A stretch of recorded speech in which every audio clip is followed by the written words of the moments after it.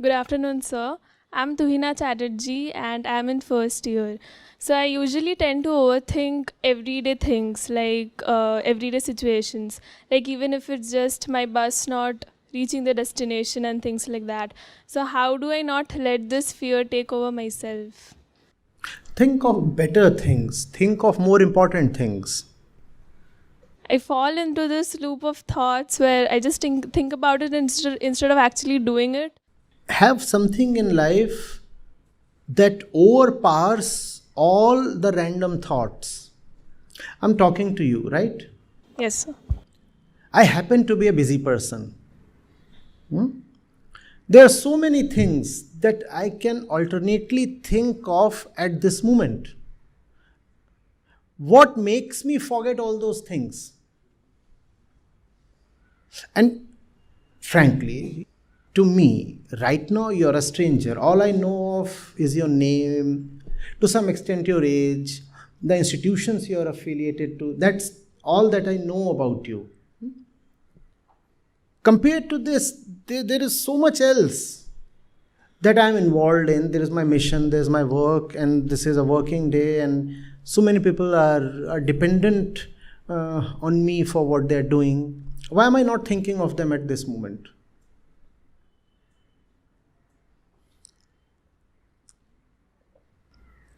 Because this is important. That's all. When you do not have that in your life, which is important, when you do not have a sense of the worthy, the result will be that a lot of little things will invade the mind. There is no way to keep those little things away. They are like germs.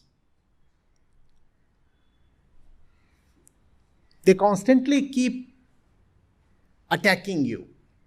You cannot keep them away. You can only have a strong inner immunity. Is there a way to keep germs away? Virus or bacteria or other kinds of pathogens? Is it possible? No, they are everywhere. I keep my hand here. They are here. This air that I breathe in, they are in the air.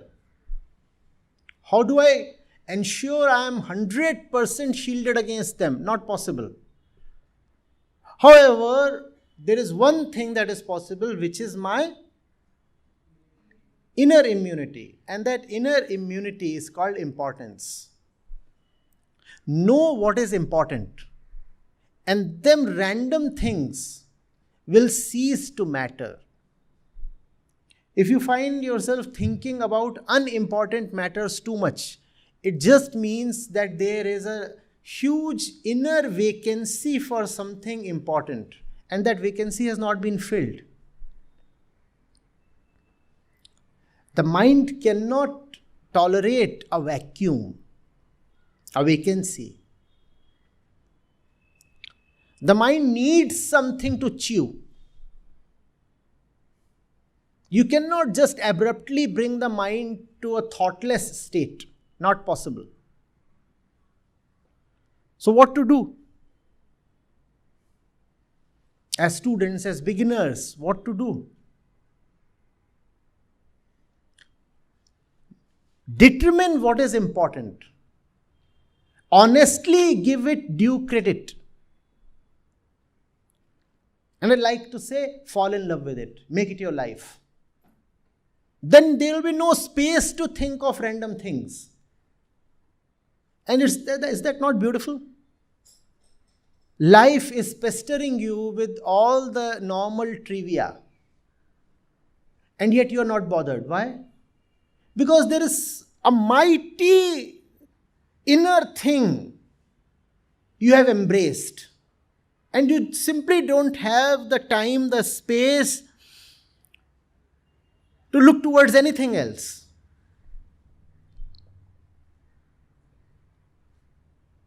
Is it hot? Yes, it is.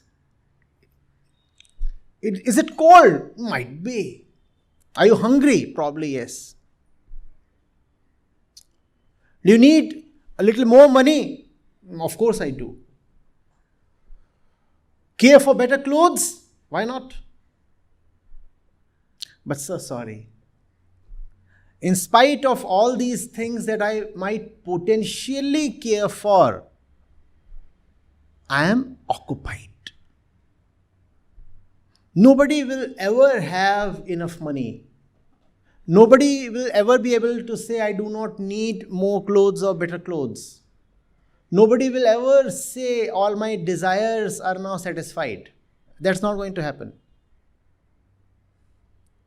Nobody will ever say the situations are all perfect. No. Those things will continuously remain, just like the pathogens we talked of.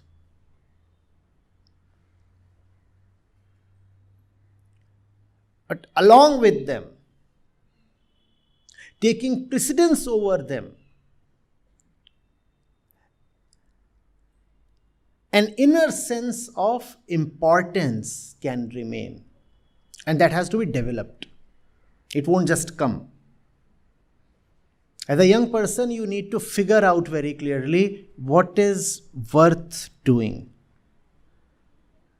What is important in life? Else, you're traveling to the college and you're looking out of the bus window and you see something happening, something by chance, the usual trivia, and it will capture you. And you will find yourself thinking about it 30 minutes. 30 minutes of life gone on nothing. And that's how most of us simply waste away our entire life. On nothing in particular. So what did you do your entire life? Nothing in particular. Though I was always occupied. But what did you do? Nothing in particular. Okay, let's say you get a 1 week break. A Diwali break, let's say. 10 days break. And somebody asks you, what did you do actually? Is that not an honest answer? Nothing in particular. And that's what happens when you have nothing really important to do. You do nothing. At least nothing in particular.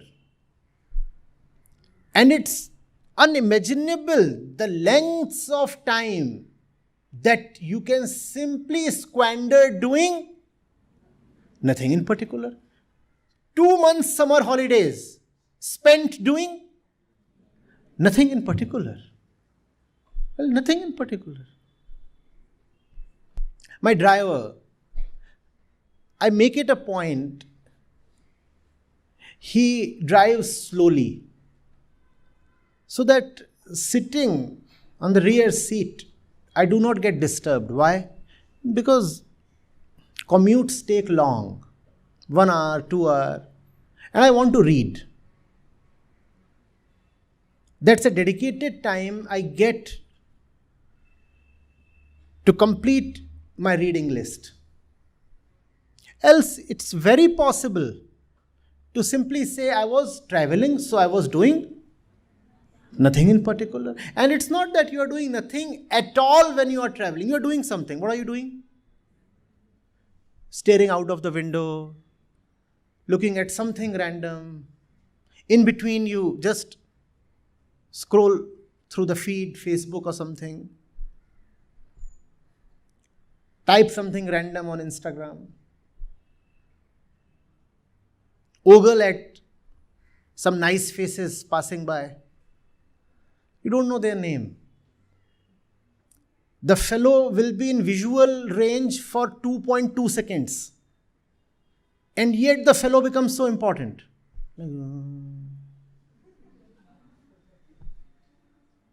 2 seconds you stare, and then for 2 minutes you think.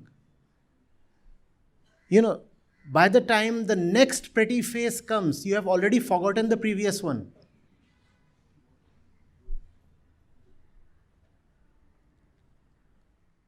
And the world can be an unending succession of pretty faces. 2 hours will fly away. You did your entire journey doing nothing in particular. The name of the journey is life. Now death has arrived.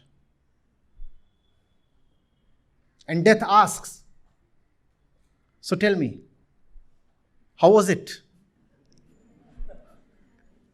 What did you do? Well, nothing in particular.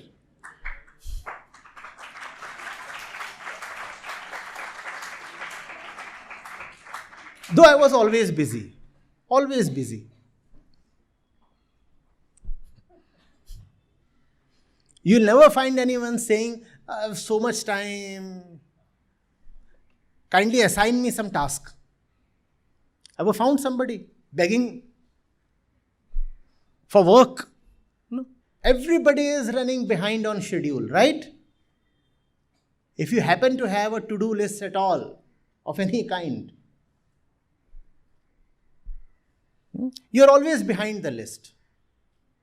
Are you not? So everybody is occupied doing nothing in particular.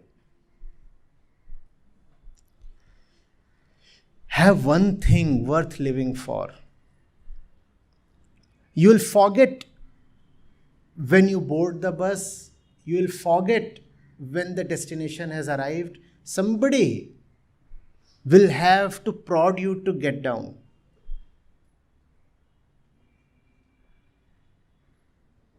You will be so immersed. That's a beautiful word, no? Immersion. How do you like it? Immersion. How about that? Does that not appeal to you? Immersion? Have you experienced that sometimes? Immersion? Huh? That alone is the way to live. If you're not immersed, you are scattered.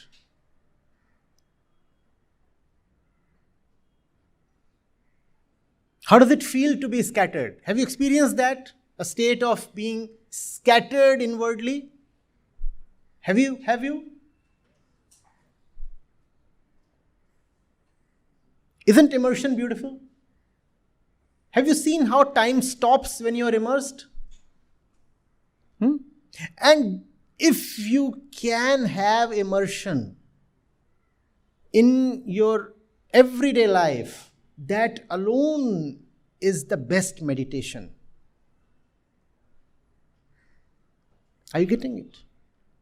And if you can have that immersion, that is an antidote to all kinds of mental troubles.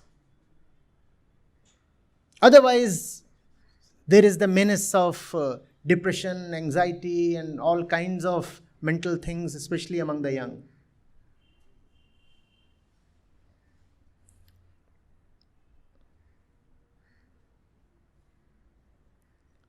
The one who has something to live for will never be mentally sick.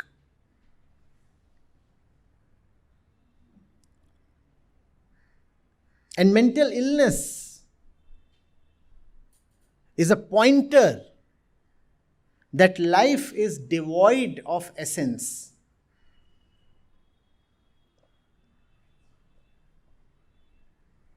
I have no time to be anxious. How about that? Are you suffering from anxiety? What's the answer? I have no time to be anxious. Even anxiety requires time. I don't have time. How can I be anxious? Are you afraid? I have no space for fear. When fear comes, I say, sorry, no vacancy. Not that you aren't great. Obviously, you are great and powerful. The entire world kneels to you. You're wonderful. But as far as I'm concerned, no vacancy. Give all your inner space to something that is beautiful for you. Let there be no vacancy.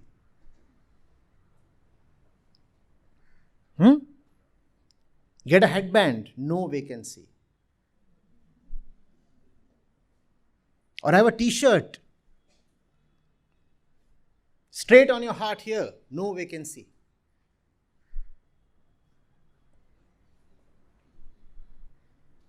Occupied. Engaged.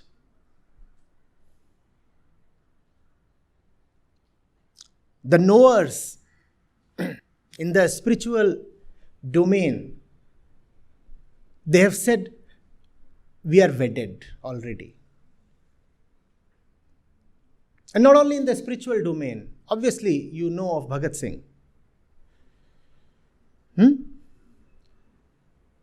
So he was just 22 or 23 when he laid down his life. His mother had approached him once. You'll have to marry. You'll have to marry. He said, but I already am. And she was shocked. How can my son do that? What's her name? And what did he say? What did he say? Azadi. So no vacancy. The girls are all beautiful, but sorry, no vacancy. तेरी दुल्हन का नाम क्या है? आजादी.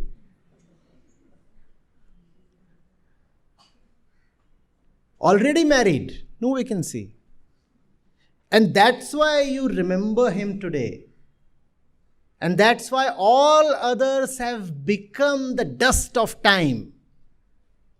And Bhagat Singh is immortal. Even though he left his body at 23, yet he is immortal. And there were those who lived long lives for 90, 100 years. And yet, as we say, are just the dust of time. Who cares for them? That's the difference.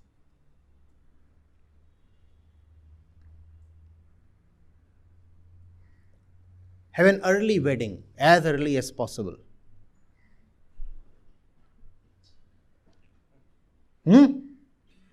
Not the kind of wedding that requires social, religious, and legal sanction and ceremonies.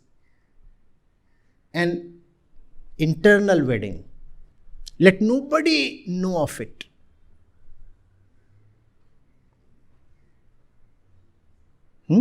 Freedom. Azadi. What do you think? Bhagat Singh had time to think of miscellaneous things?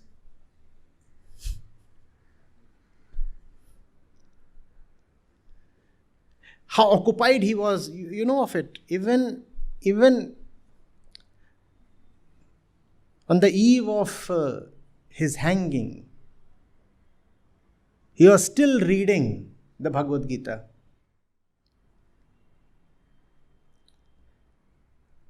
A copy of that, in fact, that particular copy is still preserved. Or was he thinking, tomorrow I'll die, what will happen then? Was he thinking? No. He said, but I still have a few hours. Let me spend these hours with the beloved. I have something very important to do. Or was he doing nothing in particular? Was he doing nothing in particular even in his last hours? No. He said, let me spend this time in reading. And he was a voracious reader. At your age, he was so well read.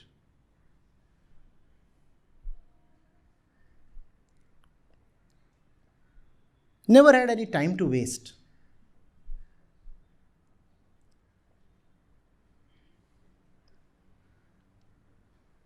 I don't know, this one is from Bhagat Singh or one of the other great revolutionaries. But they actually marked the last page they read in their favorite book. And somebody out of curiosity asked them, it said, tomorrow you are going to be hanged. You will be no more. Why are you marking this page? And very mystically he said, because I have to continue from there.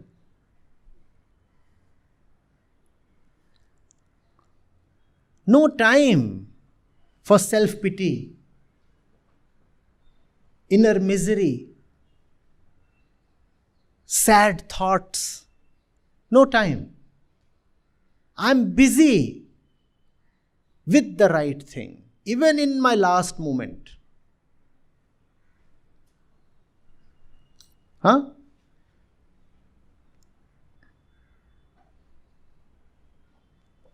How about such a life? Does it not excite you? It does not, it seems.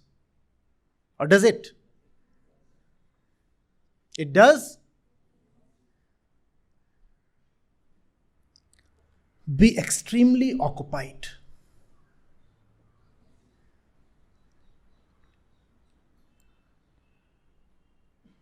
Don't be like these wanton flies or insects. Seen how a mosquito behaves? Sitting here, sitting there, or a fly hopping from here to there. Doing? Don't be like that, please.